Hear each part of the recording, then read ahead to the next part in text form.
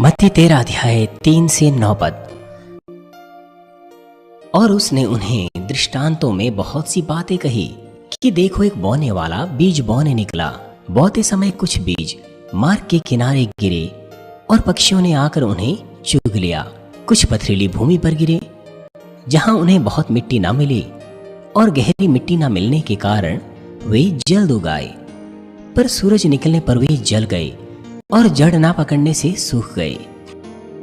कुछ झाड़ियों में गिरे और झाड़ियों ने बढ़कर उन्हें दबा डाला। पर कुछ अच्छी भूमि पर गिरे और फल लाए, कोई 100 गुना, कोई 60 गुना, कोई 30 गुना। जिसके कान हो वह सुन ले। प्रिय जी दर्शकों और मानवीन टीवी दर्शकों, गांव में कुछ खेत इतने उपजाऊ होते हैं कि कोई भी फसल जो बोई जाए बहुत अच्छे से वो फलती हैं। सब्जियां जैसे कि मूली, गोभी बहुत अच्छे से उगती हैं। अगर फलों के पेड़ लगाए जाते हैं तो उसमें भी बहुत अच्छे फल लगते हैं। खाना हमेशा पर्याप्त रहता है क्योंकि भूमि पर हमेशा बहुतायत की सब्जियां और फल लगते हैं। और कुछ किसान अपनी फसल को अपने बच्चों को भेजते हैं जो दूसरे कस्बों में रहते हैं या फिर अपने पड़ोसियों के साथ बांटते हैं।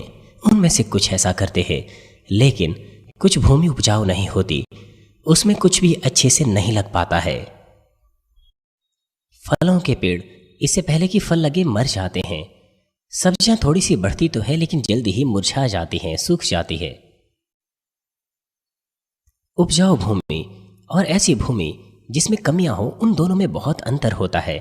मनुष्यों की हृदय की भूमि के साथ भी ऐसा ही होता है। कुछ हृदय की भूमि सत्य के बहुत से फल उत्पन्न करती है जब परमेश्वर के वचन का बीज बोया जाता है और बहुत से लोगों को लाभ देती हैं। लेकिन कुछ हृदय की भूमि ऐसी होती है कि चाहे कितना ही बहुतायत से उस हृदय की भूमि में परमेश्वर का वचन क्यों ना बोया जाए, उसके बावजूद भी कोई फर्क नहीं पड़ता। आप किस प्रकार का हृदय प्राप्त करना चाहते हैं? बेशक ऐसी भूमि आपको प्राप्त करनी चाहिए जिसमें बहुतायत की फसल हो। इस संदेश के द्वारा मैं प्रभु के नाम से प्रार्थना करता हूं कि अपने हृदय की जुताई आप एक उपजाऊ भूमि में कर सकें। आपको जांचना चाहिए कि क्या आपके हृदय की भूमि सड़क के किनारे की भूमि है, पथरीली भूमि है या फिर कंटीली भूमि है। और ऐसा भी हो सकता है कि आपके हृदय की भूमि इन सभी बातों से मिलकर बनी है। आप में से कुछ ऐसा कह सकते हैं कि आपके हृदय की भूमि में कुछ हिस्से पथरीली भूमि के हैं, कुछ कंटीली भूमि के हैं। लेकिन मैं आशा करता हूं कि आप बहुत अच्छे से उसकी जुताई करें। मसीह में प्रिय भाई और बहनों, यीशु ने मनुष्य के हृदय के बारे में, जिसमें परमेश्वर के वचन का बीज बोया जाता है, 4 अलग अलग भागों में श्रेणीबद्ध किया। सड़क के किनारे की पथरीली भूमि, कंटीली भूमि और एक अच्छी भूमि। आत्मिक रूप से अगर आपकी हृदय की भूमि अच्छी भूमि के करीब है तो तेजी से वचन उसमें अंकुरित होगा और बहुतायत का फल उत्पन्न करेगा। केवल अच्छी भूमि पर ही आप 30, 60 और 100 गुना अधिक आशीष पा सकते हैं। इसीलिए मैं इस संदेश को आपको बता रहा हूं, दे रहा हूं, ताकि अपने हृदय की आप जुताई कर सके। यदि आपको फसल उगानी पड़े तो कम से कम आपको 30, 60 और 100 गुना अधिक फसल लानी चाहिए। और ऐसा करने के लिए आपको अपने हृदय की भूमि को जोतना है और उसे बदल देना है। जुताई करने के द्वारा भूमि को एक अच्छी और उपजाऊ भूमि बनाने के लिए आपको समझना पड़ेगा कि वो भूमि किस प्रकार की है। तभी आप पहचान सकते हैं कि किस तरह के यंत्र या विधि आपको उसके लिए इस्तेमाल करने हैं। इसलिए मैं चाहता हूं कि आप जांचिए कि आपके पास किस प्रकार की भूमि है। इन 4 प्रकार की भूमियों में से, जिसमें सड़क के किनारे की भूमि है, कंटीली भूमि है, पथरीली भूमि है और अच्छी भूमि है, आपको पहचानना है। इन 4 प्रकार की भूमियों में से अगर हम बात करें कि इसमें अच्छी और बुरी कौन सी है, तो फिर सड़क के किनारे की भूमि वो सबसे बदतर भूमि होती है दूसरों की तुलना में। और सड़क के किनारे से थोड़ी सी बेहतर पथरीली भूमि होती है और पथरीली भूमि से थोड़ी सी बेहतर कंटीली भूमि होती है। लेकिन ये 4 प्रकार की भूमियां अलग अलग प्रकार के हृदयों को वास्तविकता में नहीं दर्शा सकती हैं, परंतु यह 4 प्रकार की भूमियां मनुष्यों के हृदय की सबसे अधिक प्रतिनिधित्व करती हैं। और ज्यादातर मनुष्यों के हृदयों में इन 4 प्रकार की भूमियों के गुण पाए जाते हैं। इसलिए इस बात को कहना कि आपके अंदर वो हृदय नहीं है, मैं आपसे विनती करता हूं कि आप अपने आप को जांचिए कि आपके पास किस प्रकार की भूमि है। आपको जांचना है कि आपके अंदर क्या है। सबसे पहले जो मैं आपसे बात करूंगा वह है मार्ग के किनारे की भूमि। मत्ती 13 अध्याय 3 और 4 पद में लिखा है, देखो एक बोने वाला बीज बोने निकला। बोते समय कुछ बीज मार्ग के किनारे गिरे और पक्षियों ने आकर उन्हें चुग लिया। जब किसान ने बीज बोए तो कुछ बीज मार्ग के किनारे गिरे। उनके पास बीजों का थैला होता है। वो उन बीजों को अपनी मुट्ठी में भरते हैं और उन्हें फैलाते हैं अपनी भूमि पर अपने हाथ का इस्तेमाल करते हुए इस तरह से। कुछ बीज तो सीधे खेतों में चले जाते हैं, लेकिन कुछ बीज कुछ और जगह चले जाते हैं। जब बीज फैलते हैं तो कुछ बीज मार्ग के किनारे गिर जाते हैं खेतों से बाहर। पुराने दिनों में आज के समान सड़कें अच्छी नहीं होती थी, इसलिए खेतों में और सड़क में साफ रूप से पहचान नहीं हो पाती थी। और जब लोग खेतों के किनारों पर चलते हैं तो जल्दी ही वो मार्ग सा बन जाता है। इसलिए अगर उस पर बीज पड़े तो वो जड़ नहीं पकड़ पाता है, क्योंकि वह मार्ग के किनारे का होता है। और साथ ही ज्यादातर किसान बीजों को अपने हाथों से बिखेरते हैं। इसलिए जब वो बीजों को बिखेरते हैं तो कुछ बीज ना चाहने पर भी मार्ग के किनारे गिर जाते हैं। खेतों की तुलना में मार्ग का किनारा बहुत कठोर होता है, क्योंकि लोग हमेशा उस पर चलते हैं। इसलिए अगर बीज वहां पर पड़े तो वो जड़ें नहीं पकड़ पाते, क्योंकि वो जमीन के अंदर नहीं जा पाते। इसलिए वो अंकुरित नहीं हो पाते। इसलिए पक्षी आते हैं और उन्हें खा जाते हैं। सड़क का किनारा कठोर हृदय को दर्शाता है, कठोर हृदय को। कुछ लोगों का हृदय बहुत जिद्दी और कठोर हृदय होता है। इसी प्रकार से सड़क का किनारा ऐसे कठोर और जिद्दी हृदयों को दर्शाते हैं। ये ऐसा हृदय है जिसके द्वारा वो परमेश्वर का वचन ना तो समझ पाते हैं ना विश्वास करते हैं। जब वो सुनते हैं, यद्यपि वो साफ प्रमाणों को तक देखते हैं, जिन्हों अद्भुत काम परमेश्वर के सामर्थ्य कार्य, उसके बावजूद भी वो संदेह करते हैं। वो विश्वास करने की कोशिश तक नहीं करते। कुछ लोग एक ही बार में प्रभु को ग्रहण करते हैं जैसे ही वो देखते और सुनते हैं, लेकिन दूसरे संदेह करते हैं। यद्यपि वो देखते और सुनते हैं, वो संदेह करते हैं और विश्वास ना करने की कोशिश करते हैं। आपने एक लड़की की गवाही सुनी कुछ सालों पहले। वो लड़की समर रिट्रीट में आई थी और उसने देखा कि बीमार लोग चंगे हो रहे थे। फिर उसने एहसास किया कि परमेश्वर जिंदा है और उसे विश्वास प्राप्त हो पाया। उसके पास विश्वास आना शुरू हुआ और उसने अपने आप को वचन से तैयार करना शुरू किया और प्रार्थनाओं से, और उसने विश्वास किया कि वो भी चंगी हो सकती है। उसकी एक आंख, उसमें दृष्टि नहीं थी और दूसरी आंख भी इतनी कमजोर थी कि स्थिति खराब हो रही थी। उसके अंदर बहुत सी आंखों की बीमारियां थी। वो बहुत अच्छे से पढ़ाई नहीं कर पाती थी और यह लाजमी है, क्योंकि वो देख नहीं पाती थी, इसीलिए अच्छे से पढ़ाई नहीं कर पाती थी। उसके दोस्त उसे गलत समझते थे जब वो चीजों को तिरछी आंखों से देखने की कोशिश करती थी। इसीलिए उसे बहुत असुविधा होती थी। यह आसान नहीं था। उसके दोस्त उसे गलत समझते थे, उसे मारा भी जाता था। लेकिन जब उसने परमेश्वर के सामर्थ्य देखी तो उसने परमेश्वर पर विश्वास किया। प्रार्थना को ग्रहण करने के लिए उसने अपने आप को तैयार किया और अंत में विश्वास से रुमाल की प्रार्थनाओं को ग्रहण किया तो उसकी आंखें सामान्य हो गई। अब वो अच्छे से पढ़ाई करती हैं और उसके दोस्त भी अब उसे प्रेम रखते हैं। बीता समय उसने आंसुओं के साथ गुजारा, लेकिन अब वो हमेशा मुस्कुराती है। उसके आंसू मुस्कुराहट में बदल गए, इसलिए अब वो कितनी खुश दिखती हैं। इसी तरह से जिसका हृदय भला होता है वो विश्वास पाते हैं जब वो परमेश्वर के काम देखते हैं। लेकिन कुछ ऐसे हैं जो विश्वास करने की कोशिश तक नहीं करते। इस तरह की भी कठोर भूमि होती हैं। आप अपने आप को जांचिए। यद्यपि बहुत सी चीजों को सुनने और देखने के बाद भी मैं क्यों विश्वास नहीं करता या नहीं करती। आप देखिए कि इस वक्त आपके पास किस प्रकार की हृदय की भूमि है। प्रकाशित वाक्य 3:22 में लिखा है, देख मैं द्वार पर खड़ा खटखटाता हूं, यदि कोई मेरा शब्द सुनकर द्वार खोलेगा।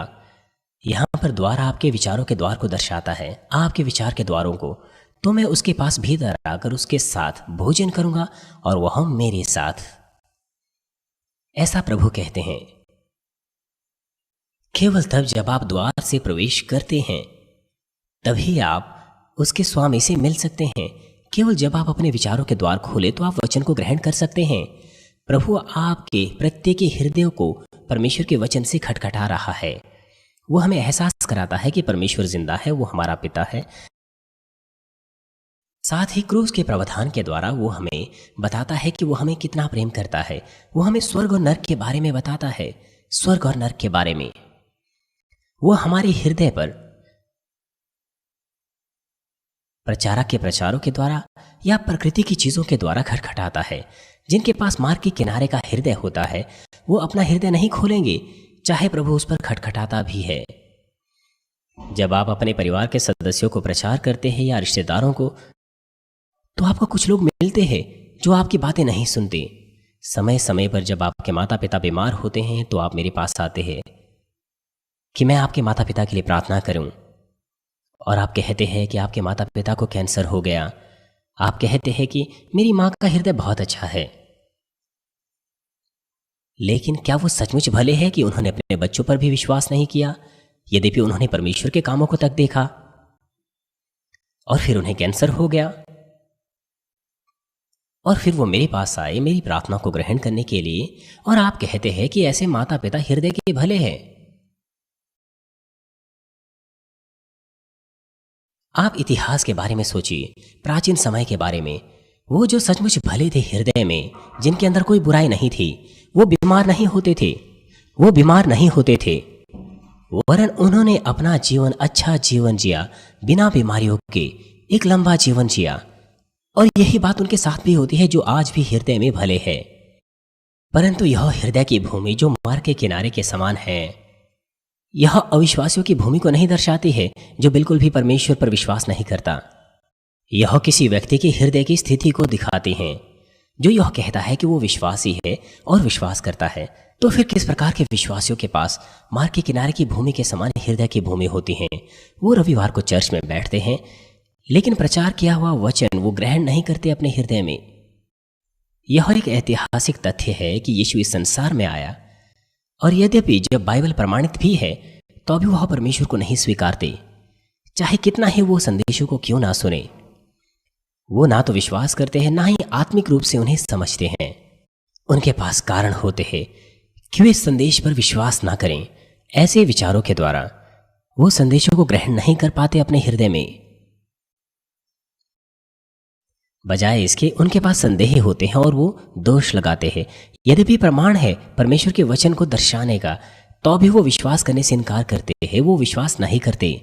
यद्यपि वो चिन्हों और अद्भुत कामों को देखते हैं, बहुत से सामर्थ्य कामों को देखते हैं जिन्हें केवल परमेश्वर करता है, उसके बावजूद भी वो संदेह करते हैं, वो संदेह करते हैं।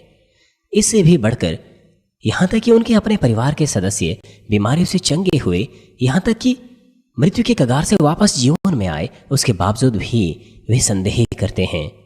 बाइबल में आप ऐसे लोगों को देख सकते हैं जिनके पास ऐसा कठोर हृदय था, मार्ग के किनारे का हृदय। वो फिरौन था, उसने परमेश्वर पर विश्वास नहीं किया, यद्यपि 10 विपत्तियों को भी उसने देखा। हर बार मिस्र के ऊपर विपत्ति आई। फिरौन ने मूसा से वादा किया, लेकिन हर बार जब विपत्ति दूर हो गई तो उसने अपने वादे को तोड़ दिया। उसने अपना मन आसानी से बदल दिया। जब विपत्ति आती थी वो डरता था और इजरायलियों को निकल जाने के लिए वो आज्ञा दे देता था, लेकिन जब विपत्ति दूर हो जाती थी तो वो अपना मन बदल देता था। वो क्षण भर के लिए समस्या का समाधान चाहता था, उसने परमेश्वर को नहीं पहचाना। उसकी स्थिति कितनी दयनीय थी। ऐसे लोग हैं जो परमेश्वर सृष्टिकर्ता को नहीं स्वीकारते, यद्यपि वो विपत्तियों और बीमारियों का बहुत बार सामना करते, अनुभव करते हैं, लेकिन वो विश्वास नहीं करते। और इससे भी बढ़कर दुखद यह है कि वे जिनके पास हृदय सड़क के किनारे के समान होता है, उन्हें दूसरों से कहीं अधिक मेहनत करनी पड़ती है, लेकिन ज्यादातर मामलों में वो नहीं करते। उन्हें कोशिश करनी है कि परमेश्वर के सामने आए, उन्हें कोशिश करनी है कि वचन सुने, और अवश्य ही उन्हें वचन का अभ्यास करना चाहिए। लेकिन वो आराधनाओं के दौरान झपकी मारते हैं या फिर संदेह करते हैं, आराधना सभाओं के दौरान या फिर निंदा करते हैं। इसीलिए बहुत सालों तक चर्च आने के बावजूद भी, दशकों के बावजूद भी परमेश्वर के अनुग्रह का ना तो वो अनुभव करते हैं, ना ही उनके जीवन में कोई बदलाव वो करते हैं।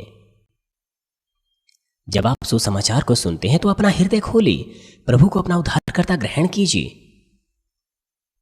लेकिन मार्ग के किनारे के लोग वो सिर्फ चर्च में आते हैं, पवित्र आत्मा का अनुभव किए बगैर अपना जीवन जीते हैं। उन्होंने कभी अपना हृदय नहीं खोला है। उन्हें विश्वास करना चाहिए कि यीशु मसीह उद्धार करता है और अपना हृदय खोल देना चाहिए, प्रभु को ग्रहण कर देना चाहिए, लेकिन वो नहीं करते। इस प्रकार से वो पवित्र आत्मा नहीं पाते। इसलिए यद्यपि वो चर्च तो जाते हैं लेकिन पवित्र आत्मा का अनुभव नहीं करते। यद्यपि बीज जो कि परमेश्वर का वचन है उनके हृदयों में बोया जाता है, लेकिन वो अंकुरित नहीं होता और अंत में पक्षी आते हैं और उसे चुग जाते हैं। इसका क्या अर्थ है कि पक्षी आते हैं और उसे चुग जाते हैं? इसका मतलब यह है कि शैतान उस वचन को चुरा लेता है। मत्ती 13 अध्याय 19 पद में लिखा है, जो कोई राजे का वचन सुनकर नहीं समझता, उसके मन में जो कुछ बोया गया था वह उसे दुष्ट आकर छीन ले जाता है। शत्रु दुष्ट और शैतान जो कुछ बोया गया है हृदय में उसे छीन ले जाता है।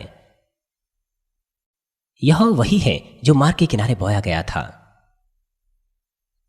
यदि वो स्वर्ग के राज्य का वचन सुनते हैं जो कि परमेश्वर का आत्मिक वचन है और उसे नहीं समझते, तो दुष्ट, दूसरे शब्दों में दुष्ट शत्रु और शैतान, वो आकर उसे छीन ले जाता है उस वचन को। यदि बीज हृदय में बोया जाता है तो पक्षी उसे खा नहीं सकते, लेकिन जो बीज मार्ग के किनारे गिर जाते हैं तो पक्षी आकर उन्हें चुग जाते हैं। इसमें कोई आश्चर्य नहीं कि वो अंकुरित नहीं होगा। यदि आपका हृदय इस तरह से कठोर है तो आप परमेश्वर के वचन पर विश्वास नहीं करेंगे, वरन दोष लगाएंगे और निंदा करेंगे। शैतान आपके हृदय में संदेह डालेगा कि आप संदेह करें और आपसे वचन चुरा ले जाएगा, छीन ले जाएगा। इसलिए आपके हृदय में वो नहीं बोया जाता। आइए एक उदाहरण मैं आपको देता हूं कि कैसे शैतान वचन को छीन लेता है। यद्यपि उनके पास आत्मिक विश्वास नहीं है, लेकिन कुछ ऐसे हैं जो रविवार को चर्च आते हैं अपने परिवार के लोगों के कारण। जब वो संदेशों को सुनते हैं तो कुछ वचनों को वो याद करते हैं जो कुछ उन्होंने सुने, वो उसे अपने हृदय में डालते हैं। और एक दिन इस चर्च के सदस्य ने सुना कि जब हम प्रभु के दिन को पवित्र मानते हैं तो हम आशीष पाते हैं। इसलिए जब वो चर्च से घर जाता है तो उसे उसके अविश्वासी परिवार के सदस्य, पड़ोसी या दोस्त मिलते हैं। वो उनके करीब जाता है और वो उससे कहते हैं कि आप चर्च क्यों जाते हो? क्या आपको चर्च से कुछ मिलता है? चर्च जाने के बजाय मैं घर पर सोकर ज्यादा आराम करूंगा। या फिर आप मेरे साथ क्यों नहीं आते कि अगले सप्ताह हम पहाड़ों पर चलेंगे, हम जाकर कुछ खेलें देखेंगे, आपको रविवार को आराम करना चाहिए। इस तरह के ज्यादातर मामलों में ऐसी अभिलाषाओं के द्वारा वो अभिलाषा में पड़ जाता है। मान लीजिए 5 या 10 साल पहले ऐसा कुछ हुआ। किसी व्यक्ति ने आपको कहा कि आपको प्रभु के दिन को पवित्र मानना है और दानियल प्रार्थना सभाओं में आना है ताकि जोशीली प्रार्थना आप कर सकें। और आपने कहा कि आपको ऐसा क्यों करना चाहिए? आप तो स्वर्ग जा सकते हैं उसी विश्वास के द्वारा जैसा विश्वास आप अभी करते हैं। और अब 10 वर्ष गुजर गए। आप वर्तमान वर्ष से अपनी तुलना कीजिए, आप कहां पर होते?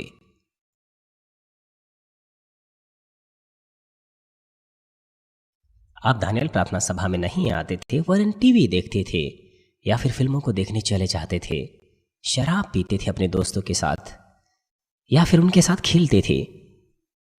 आप फुटबॉल गेम्स को देखने चले जाते थे,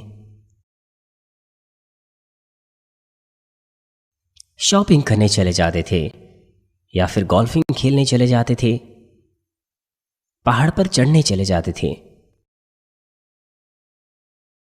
अब आज से आप अपनी तुलना कीजिए इनमें से किसी एक उदाहरण से, क्या हुआ होता?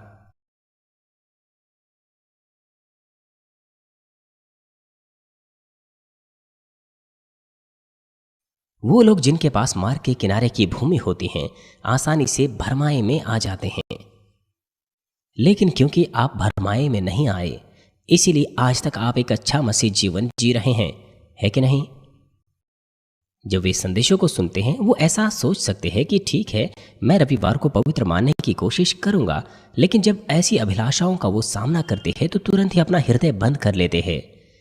इसलिए वो विश्वास को मौका ही नहीं देते कि वो प्रकट हो।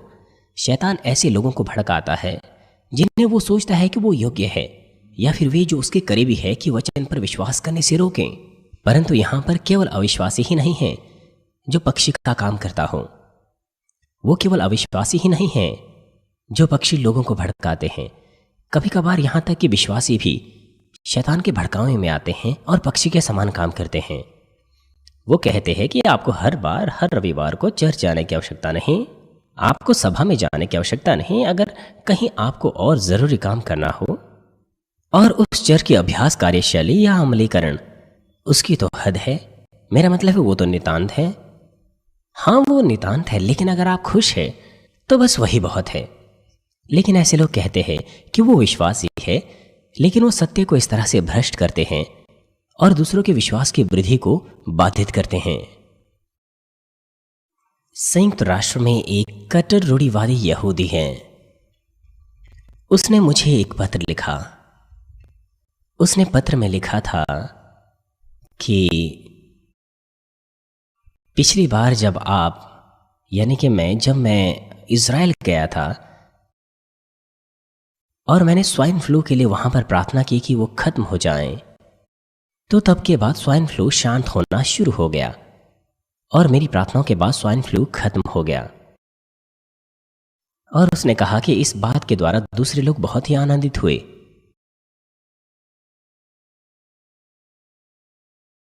सितंबर के पहले सप्ताह में जब वहां बारिश नहीं होती है आमतौर पर, तो जब मैंने प्रार्थना की उसके बाद बारिश होना शुरू हुई और आप इसके बारे में सुन चुके हैं। इस तरह की अभिलाषाओं के बावजूद भी अगर वो चर्च जाते हैं तो वो आशा रख सकते हैं कि कभी ना कभी वो विश्वास पाएंगे। लेकिन समस्या यह है कि आमतौर पर वो चर्च जाना छोड़ देते हैं। इससे भी बढ़कर कभी कभार वो अपने परिवार के लोगों को या विश्वासियों को भी मुश्किल में डालना शुरू कर देते हैं। हालांकि सभी मार्ग के किनारे की भूमि वो इतनी कठोर नहीं होती है जितने कि ये मामले हैं। उनमें से कुछ जो ऐसा लगता है कि एक अच्छा विश्वासी जीवन जी रहे हैं, कभी कभार उनके पास भी मार्ग के किनारे की भूमि होती हैं। वे ऐसे लोग हैं जो अपने व्यक्तिगत लाभ के लिए चर्च आते हैं। विश्वासी जीवन जीने का उद्देश्य क्या है? वो है आत्मिक विश्वास पाना और उद्धार पाना। लेकिन कुछ लोग चर्च अपने व्यवसाय के लिए, नेटवर्क बनाने के लिए आते हैं या दूसरों को सोशलाइज करने के लिए आते हैं। और कुछ लोग चर्च इसीलिए आते हैं कि कुछ स्वयं सेवा का काम करके उन्हें कुछ संतुष्टि मिल जाए। और कुछ ऐसे लोग इसीलिए आते हैं कि वो एक नैतिक जीवन जी सकें। और कुछ ऐसे जाने माने लोग हैं जो चर्च सिर्फ इसीलिए आते हैं कि अच्छी छवि बना सकें। इस तरह के मामले में यद्यपि बहुत से वर्षों तक परमेश्वर का वचन वो सुने भी, तो भी किसी प्रकार का विश्वास पाना उनके लिए मुश्किल होता है। वे परमेश्वर के वचन का पालन नहीं करते, वरन वो वही करते हैं जो वो सही समझते हैं या जो वो इच्छा करते हैं। यद्यपि वो सुनते हैं कि लोग चंगे हो गए हैं, उनकी समस्याओं का समाधान उन्होंने परमेश्वर की सामर्थ्य से पाया है, लेकिन वो सोचते हैं कि ये वास्तविकता में उनकी कोई चिंता नहीं है। वो अपनी आत्मिक आंखों और कानों को बंद कर देते हैं। उनके पास स्वर्ग के राज्य की सच्ची आशा बिल्कुल नहीं होती।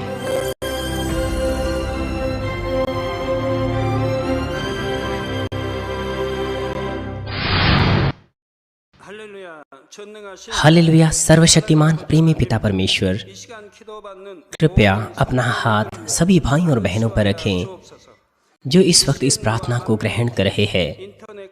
सभी सदस्यों पर अपना हाथ रखिए, शाखा कलीसियाओं में और स्थानीय कलीसियाओं में, और तमाम GCN टीवी दर्शकों पर और मानवीन टीवी दर्शकों पर, और वे जो इस सभा को सैटेलाइट, केबल और इंटरनेट पर संसार भर में देख रहे हैं, हृदय में उनके विश्वास बोइए, उनके नकारात्मक विचार और शक दूर कीजिए। तमाम क्लेश और आजमाइशें उन्हें छोड़कर चली जाएं। पवित्र आत्मा की आग के द्वारा सिर से लेकर पैर तक उनके तमाम बीमार और प्रभावित अंगों को झुलसा दीजिए। तमाम कोशिकाओं, उत्तक और तंत्रिकाओं को, तमाम अंदरूनी अंग और आंतों समेत सृष्टि की ज्योति उन पर आ जाए। यीशु मसीह के नाम से मैं आज्ञा देता हूँ, शत्रु, दुष्ट और शैतान, तमाम बीमारियां, रोगाणु, विषाणु और निर्बलताएं दूर हो। ज्योति उन पर चमके। उनके सभी असाध्य और अंतकारी रोग पवित्र आत्मा की आग के द्वारा जला दीजिए। तमाम प्रकार की महामारियां और संक्रामक रोग, मलेरिया समेत दूर कीजिए। तमाम प्रकार की नई और अज्ञात बीमारियां, स्वाइन फ्लू सहित, उनसे दूर हो और साफ हो जाएं और चंगे हो जाएं। तमाम प्रकार के संक्रामक रोग जैसे कि जुकाम और बुखार उनसे दूर हो। पिता, उन्हें तमाम प्रकार के रोगाणुओं और विषाणुओं और बैक्टीरिया से सुरक्षा दीजिए।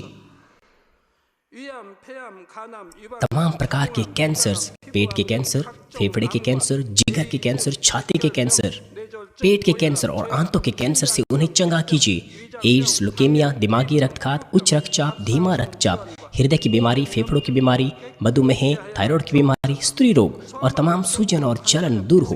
पोलियो, लकवा, गठिया और हर्निया से उन्हें चंगा कीजिए। तमाम प्रकार के दर्द गायब हो जाएं। पीठ दर्द, सिर दर्द और मानसिक दर्द सहित तमाम प्रकार की मिर्गी, स्वलिनता, उदासी, तंत्रिका रोगों से उन्हें आजाद कीजिए। उन्हें तमाम प्रकार के लकवों से खोल दीजिए। वो उठें, चलें और कूदें। वो अच्छी आंखों की दृष्टि प्राप्त करें और अच्छी सुनने की शक्ति प्राप्त करें।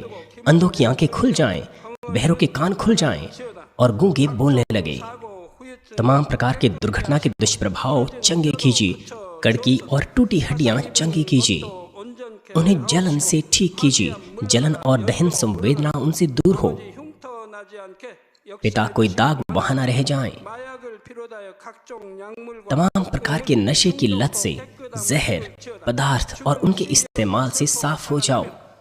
पिता, मरी हुई कोशिकाओं, उत्तक और तंत्रिकाओं को जला दीजिए। मृतकों को जला दीजिए। उन्हें आशीष दीजिए गर्भधारण की। पिता, उन्हें गर्भधारण की आशीष दीजिए। यीशु मसीह के नाम से मैं आज्ञा देता हूँ, शत्रु, दुष्ट और शैतान, हवाओं के सामर्थ्य के शासक, अंधकार की बुराई की सेनाएं और उनके दास दूर हो। बुरी आत्माएं, अशुद्ध आत्माएं, धोखे की आत्माएं, अलग करने वाली आत्माएं, झूठ की आत्माएं और तमाम अंधकार के बल दूर हो। दुष्टता के बंधन खुल जाएं, अंधकार दूर हो, ज्योति आ जाए। पिता परमेश्वर, उन्हें ताकत दीजिए कि वे प्रार्थनाओं में पुकारें। उन्हें सामर्थ्य दीजिए कि वे पापों को दूर करें और पवित्र हो जाएं। वो भले चंगे रहें जब उनका प्राण समृद्ध होता है। उनके परिवारों में भी सुसमाचार का प्रचार हो। उन्हें सुरक्षा दीजिए तमाम दुर्घटनाओं और विपत्तियों से और आशीष दीजिए कि एक सफल जीवन और संपन्न जीवन सब बातों में वे जीने पाएं। कृपया अपने बच्चों को, उनके घर, कार्यशालाओं और व्यापारों को पवित्र आत्मा की आग की दीवार से, स्वर्ग की सेना, स्वर्ग दूतों और अपनी धधकती आंखों के द्वारा सुरक्षा दीजिए। विद्यार्थियों को बुद्धि और समझ दीजिए। जोश और जुनून, मेहनत और पढ़ाई की इच्छा से भर दीजिए। उनके हृदय और मनों को संसारिक बातों से बचाएं और उनके हृदयों में और भी अधिक जोश और प्रेम परमेश्वर के लिए बो दीजिए। अपने बच्चों को आशीष दीजिए कि वे सब बातों में आपको महिमा दे। जो कुछ भी करें, चाहे वे खाएं पिएं या जो कुछ भी करें, वे अंगीकार करने पाएं और जीवित परमेश्वर की गवाही यह कहकर देने पाएं कि मैं परमेश्वर से मिला हूं, मैंने उससे आशीषें और उत्तर प्राप्त किए हैं। पिता परमेश्वर, आपका धन्यवाद। सारी महिमा केवल आपको मिले।